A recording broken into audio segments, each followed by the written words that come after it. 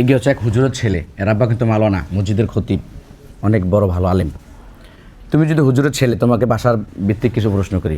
দেখো, তুমি এই বন্ধে বাসায় গেছো, যাওয়ার পরে আম্মু বলছে বাবা আমার জন্য এক জগ পানি নিয়ে আসো, তখন তোমার কি করতে হবে? না আম্মু আমি ব্যস্ত আছি, পারুম না গো, এটা করা যাইব?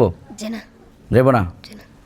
আর আম্মু বলছে বাবা আমার ঘরটা একটু ঝাড়ু দেওছে, দূর মাতারি, আমি মাদ্রাসার থেকে আইছি, আমি হুজুর মানুষ, আমার দ্বারা ঝাড়ু, এটাকে আমার কাজ, এটা হচ্ছে মহিলাও কাজ, এটা আমি করুম কি আরে?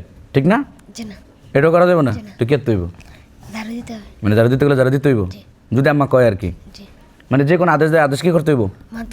মানতে হবে। বাবা আমার আদেশ মানা হচ্ছে ফরজ। কি ফরজ? সুন্নত না, ফরজ। আদেশ মানতে হবে। যদি শরীয়তসম্মত কোনো আদেশ দেয়, সেই আদেশ কী করতে হবে? কোনো ঘাড়ুয়ামি, কোনো ঝাড়ি বা কোনো ধরনের কটু কথা, কোনো রাগান্বিত ভাষায় তাদের সাথে ব্যবহার করা নিষেধ। কোনো ধরনের রাগান্বিত বা কোনো ঝাড়ি কোনো কিছু করা যাবে না, ঠিক আছে? মানে এত হুজুরে বলা এই আব্বা আম্মার সাথে রাগারাগি করতে পারো। তোমরা যারা হুজুরের ছেলে না, তারা তো আব্বা আম্মুরে ঝাড়ি দিতে পারবা, ঠিক না? পারবা? খবরদার, সবার জন্য একই নিয়ম। কেউ কোনো বাবা আমার সাথে কটু কথা বা রাগান্বিত কোনো ভাষা কথা বলা যাবে না। মানতে পারবা তো ইনশাল্লাহ? ঠিক আছে।